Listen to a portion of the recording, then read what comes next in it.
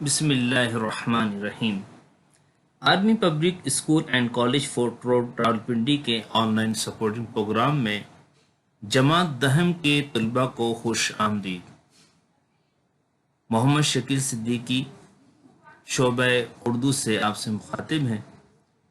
آج اس ہفتے ہم نے میدان کربلا میں گرمی کی شدت نظم جو کہ میر انیس کی لکھی ہوئی ہے اور صنف ادب میں یہ مرثیہ ہے جو کہ کلیات میر انیس سے ماخوذ ہے، اس کا مطالعہ کریں گے۔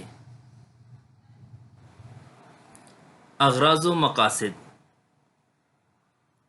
نظم میدان کربلا میں گرمی کی شدت کے مطالعے کے بعد طلباء اس قابل ہوں گے کہ شاعری کی صنف مرثیہ اور مسدس کی حیث سے متعارف ہو سکیں گے۔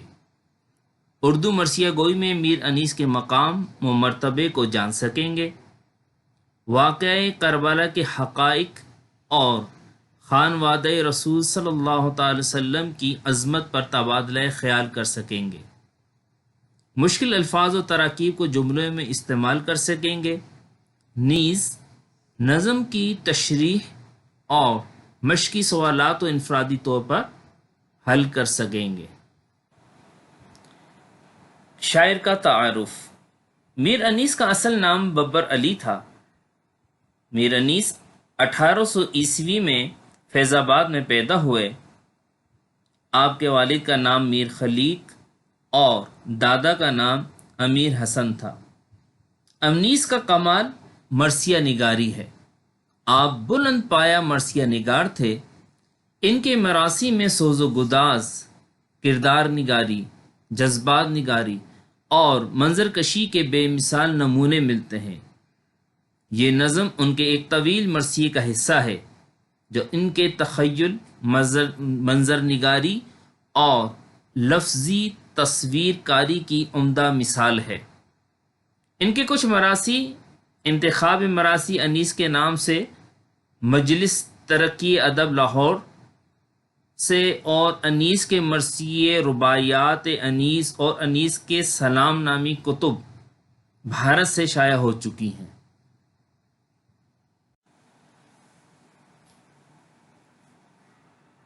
اچھا عزیز طلبہ، یہ بتائیے کہ مرثیہ کسے کہتے ہیں؟ دیکھیں، مرثیہ عربی لفظ رسا سے بنا ہے جس کے معنی ہیں مرنے والے کا غم کرنا اور اس کی خوبیاں بیان کرنا۔ مرثیے کی صنف عربی سے فارسی اور فارسی سے اردو میں آئی ہے۔ اردو میں مرثیے کی ابتدا دکن سے ہوئی اور جبکہ لکھنؤ میں اس صنف کو مزید ترقی ملی اور میر انیس اور میر دبیر جیسے شعراء نے مرثیہ کو اعلیٰ مقام عطا فرمایا۔ مرثیے کی صنف کو شعری حیت کے لحاظ سے قطعات، مسدس اور مخمس کی صورت میں لکھنے کا رواج دبستان لکھنؤ سے ہوا۔ اردو میں مرثیہ اس نظم کو کہتے ہیں جس میں کسی مرنے والے کے اوصاف بیان کیے جائیں اور اس کی موت پر گہرے رنج و غم کا اظہار کیا جائے۔ مگر اب مرثیہ اس نظم کو کہا جاتا ہے کہ جس میں حضرت امام حسین رضی اللہ تعالی عنہ اور دیگر شہدائے کربلا کی شہادت کا ذکر کیا جائے، اور دوسرے لوگوں کی موت پر کہی جانے والی نظم کو شخصی مرثیے کا نام دیا جاتا ہے، جیسے حالی کا مرثیہ، غالب، اقبال کا مرثیہ وغیرہ۔ اس صنف سخن کی ابتدا واقعات کربلا کے بعد ہوئی۔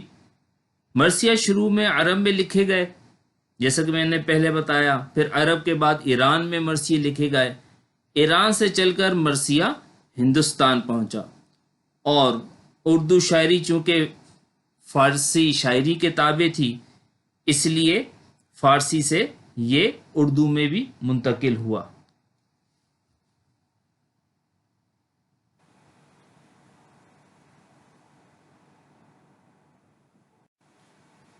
دوسرا بند، وہ لو وہ آفتاب کی حدت، وہ تاب و تب، کالا تھا رنگ دھوپ سے دن کا مثال شب، خود نہر القما کے بھی سوکھے ہوئے تھے لب، خیمے جو تھے حبابوں کے تپتے تھے سب کے سب، اڑتی تھی خاک خوش تھا چشمہ حیات کا، کھولا ہوا تھا دھوپ سے پانی فرات کا۔ لو تیز گرم ہوا، آفتاب کی حدت یعنی سورج کی گرمی، تاب و تب سخت تپش اور گرمی۔ نہر القما کربلا میں بہنے والی نہر۔ لب ویسے تو ہونٹوں کو کہتے ہیں، یہاں پہ مراد کنارے ہیں اس نہر کے۔ حباب بلبلا مراد سجاوٹ، خاک اڑانا گرد اڑانا۔ چشمہ حیات مراد خاندان رسالت صلی اللہ علیہ وسلم۔ پانی کھولنا پانی ابلنا۔ اس کا مفہوم کچھ یوں ہے کہ میدان کربلا میں گرم لو اور سورج کی گرمی نقطہ عروج پر تھی، دن دھوپ کی شدت سے سیاہ رنگ کا منظر پیش کر رہا تھا۔ کربلا کی نہر القما کے کنارے بھی خوش تھے، خیمے گرمی سے تپ رہے تھے، گرد اڑ رہی تھی، خاندان نبوت کے چشم و چراغ پریشان تھے، دریائے فرات کا پانی بھی ابل رہا تھا۔ میر انیس میدان کربلا میں گرمی کی شدت کی منظر نگاری کرتے ہوئے بیان کرتے ہیں کہ اس روز تیز گرم ہوا چل رہی تھی، سورج کی گرمی نقطہ عروج کو پہنچی ہوئی تھی، سخت ترین گرمی اور تپش سے ہر ایک کا حال برا تھا۔ پھر کہتے ہیں کہ دھوپ کی شدت اس قدر تھی کہ دن کا رنگ رات کے مانند سیاہ ہو گیا تھا۔ مطلب یہ کہ دھوپ کی شدت ناقابل برداشت تھی، دھوپ سے زمین جل کر سیاہ ہو چکی تھی، اور وہاں پر جو بہنے والی نہر القما کا ذکر کرتے ہیں کہ اس نہر کے کنارے بھی پیاس محسوس کر رہے تھے، یعنی کہ نہر کے کنارے بھی خشک ہو رہے تھے۔ دھوپ اس قدر سخت تھی کہ نہر کے کنارے خشک ہو گئے۔ خاندان نبوت کے یہ افراد اپنے خیموں میں زندگی بسر کرنے پر مجبور تھے۔ انہوں نے اپنے خون سے شجر اسلام کی جو آبیاری کی، اس کے لیے وہ تپتے ہوئے خیموں میں وہ سب کچھ گرمی کی شدت کو برداشت کر رہے تھے۔ ان میں موجود شہزادے اور شہزادیاں دین اسلام کی سربلندی کی خاطر یہ ساری تکالیف برداشت کر رہی تھے۔ اور پھر صحرائی علاقے کا نقشہ کھینچتے ہوئے میر انیس کہتے ہیں کہ ہر طرف گرم ہوا چل رہی تھی، ہر طرف گرد اڑتی دکھائی دیتی تھی۔ چشمہ حیات مراد خاندان نبوت کے لوگ زمانہ آزمائش سے گزر رہے تھے۔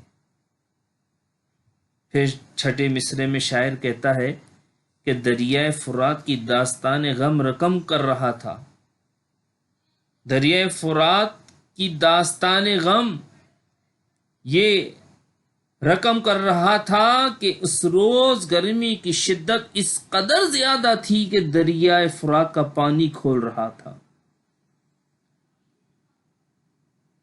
پیاسی جو تھی سپہ خدا 3 رات کی، ساحل سے سر پٹکتی تھی موجیں فرات کی۔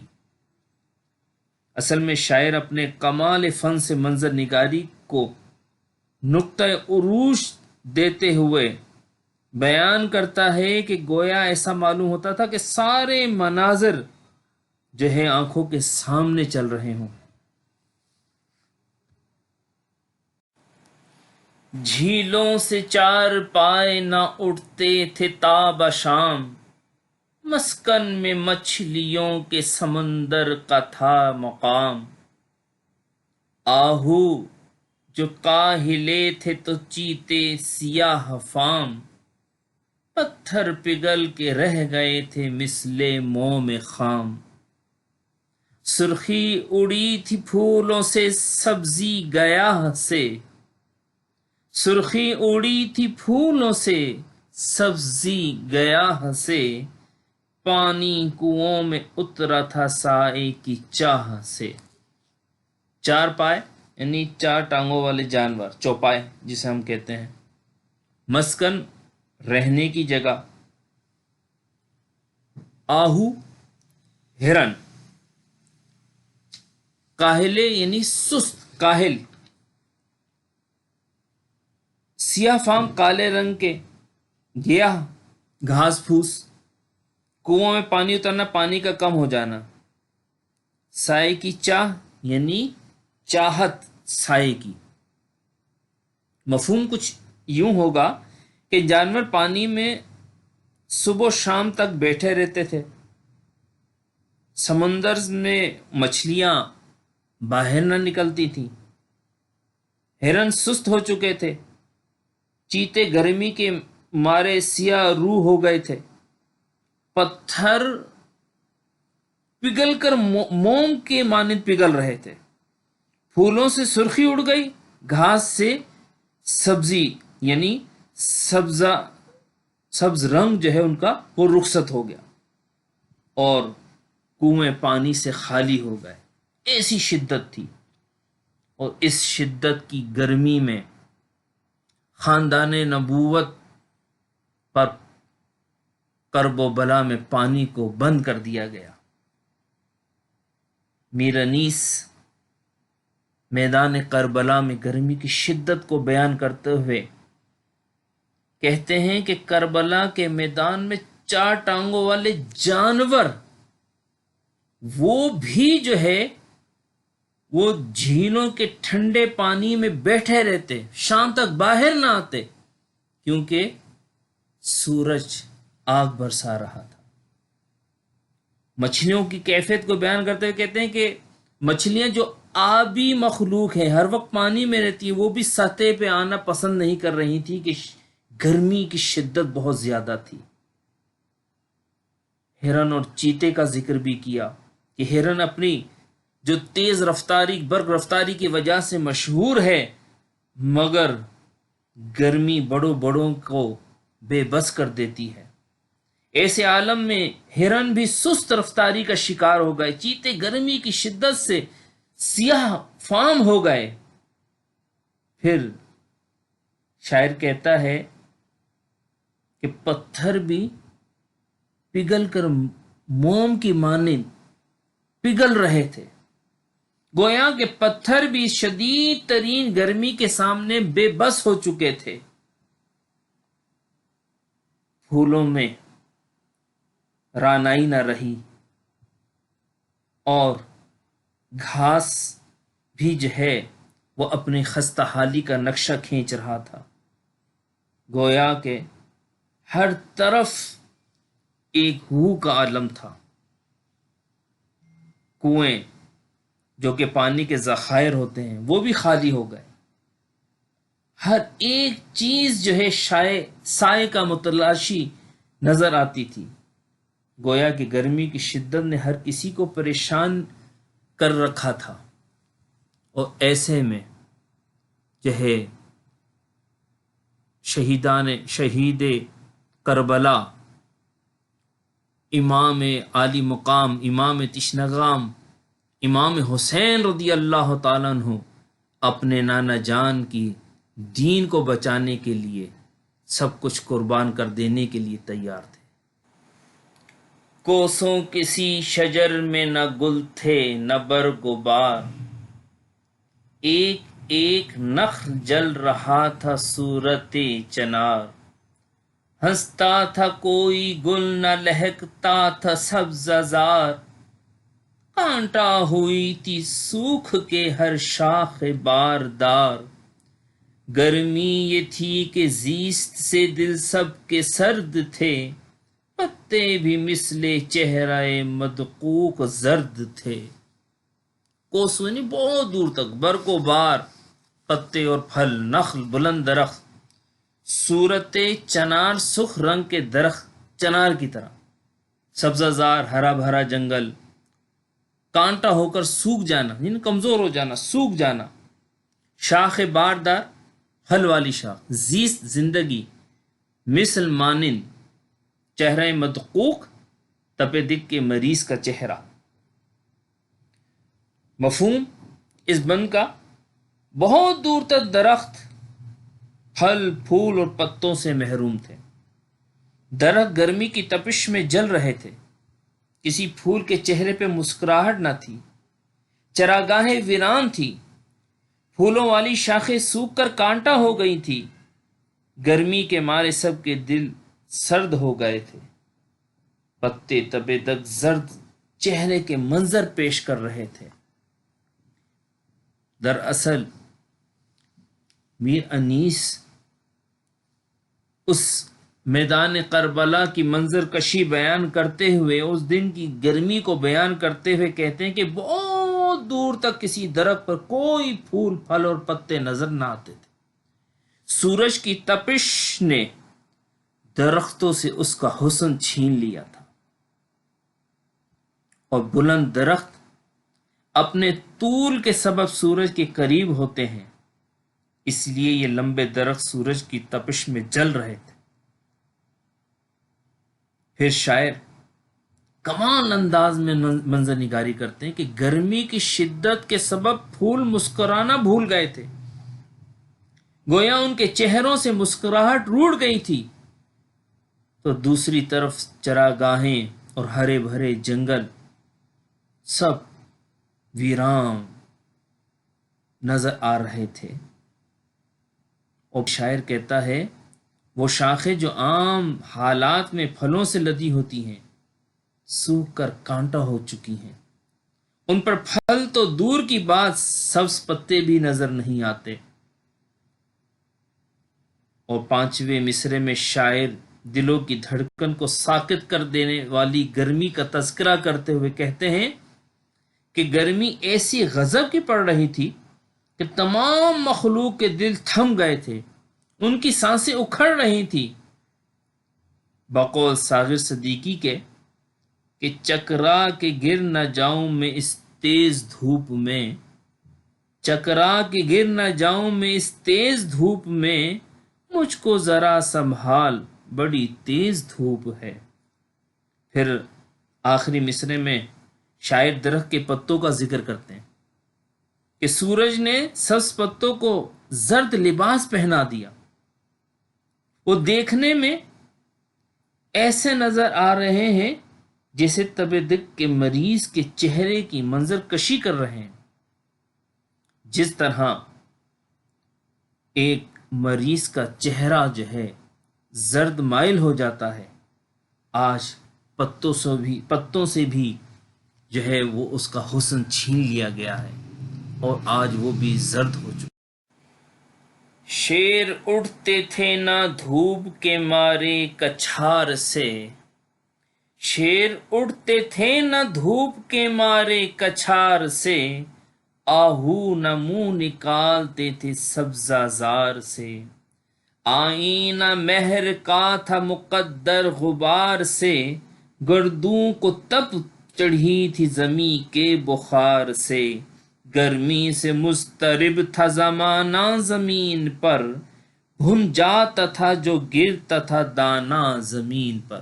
کچھار شیر کا گھر ہوتا ہے، آہو ہرن، سبزہ زار چراگاہ، آئینہ مہر سورج کا شفاف آئینہ، مقدر دھندلا یعنی گرد آلود جسے کہتے ہیں، گردوں آسماں، مضطرب بے قرار بے چین، زمانہ مراد مخلوق خدا، بھن جانا یعنی جل جانا۔ مفہوم کچھ اس بند کا یہ ہے کہ گرمی کی شدت کے باعث شیر غاروں سے باہر نہیں نکلتے تھے، ہرن اپنی چراگاہوں سے باہر نہ نکلتے تھے، سورج کا چہرہ گرد و غبار سے آلودہ ہو چکا تھا، زمین کی حرارت کو آسمان بھی محسوس کر رہا تھا، اللہ کی مخلوق زمین پر بے حال تھی، اور گرمی کی شدت کا یہ عالم تھا کہ جو دانہ زمین پر گرتا تھا وہ شدت گرمی سے بھن جاتا تھا۔ میر انیس اس میدان کرب و بلا کا نقشہ بیان کرتے ہوئے کہتے ہیں کہ شدید ترین اور ناقابل برداشت دھوپ کے باعث جنگل کا بادشاہ یعنی شیر بھی اپنے مسکن سے باہر نہیں آتا تھا، کچھار سے باہر نہ آتا تھا۔ اور پھر شاعر تیز رفتار جنگلی ہرن کا ذکر کرتے ہیں کہ ہرن بھی چراگاہوں سے باہر نہ نکلتے تھے، اور وہیں گھنے درختوں میں چھپنے کو عافیت سمجھتے تھے۔ سورج کو شاعر آئینہ قرار دیتے ہوئے کہتے ہیں کہ یہ آئینہ مہر گرد آلود تھا، زمین سے دھول اٹھ کر جو ہے سورج کے شفاف آئینے کو دھندلا کر چکی تھی، اور زمین میں اس قدر گرمی تھی کہ گویا حالت بخار میں ہو۔ زمین کے اس بخار کے اثرات آسمان پر بھی نظر آ رہے تھے، اور وہ بھی دہک رہا تھا۔ پھر شاعر کہتا ہے کہ مخلوق خدا کی بے قراری کا تذکرہ کرتے ہیں۔ گرمی کے باعث تمام مخلوق سخت پریشان اور بے قرار تھی۔ زمین گرم تنور کا منظر پیش کر رہی تھی، جس طرح کوئی چیز اگر تندور جو ہے اس میں اگر ڈال دی جائے تو وہ جل کر راکھ ہو جاتی، بھون جاتی ہے، اسی طرح زمین میں شدت کی گرمی پڑ رہی تھی۔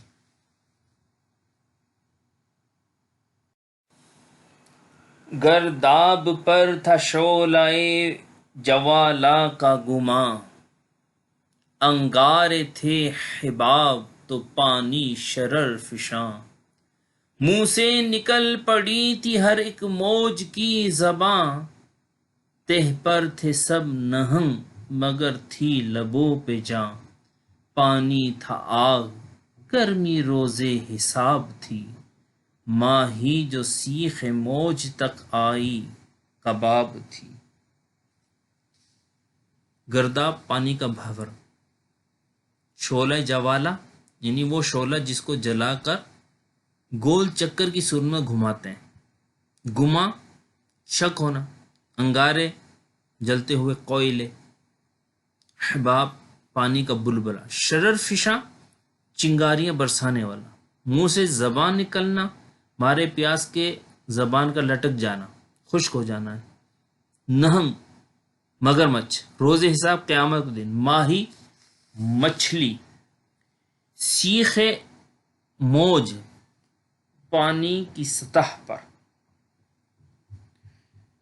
مفہوم کچھ یہ ہے کہ پانی کا بھنور شعلہ جوالا کا منظر پیش کر رہا تھا، پانی کے بلبلے جلتے ہوئے کوئلے لگ رہے تھے، پانی چنگاریاں برسا رہا تھا، پانی کی موج مارے پیاس کے خشک ہو رہی تھی، سب مگرمچھ پانی کی سطح پر آ چکے تھے، جان نکل رہی تھی، پانی آگ بن چکا تھا، گرمی قیامت جیسی تھی، مچھلی بھی پانی کی سطح پر آتے ہی کباب کی طرح جل جاتی تھی۔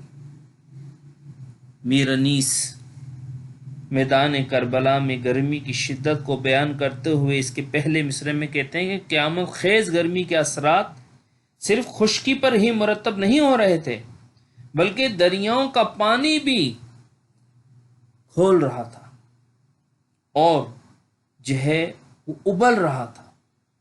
پھر دوسرے مصرعے میں شاعر کہتے ہیں کہ پانی کے بلبلے جلتے ہوئے کوئلے کی صورت ہو چکے تھے، دریاؤں کا پانی چنگاریاں اڑا رہا تھا۔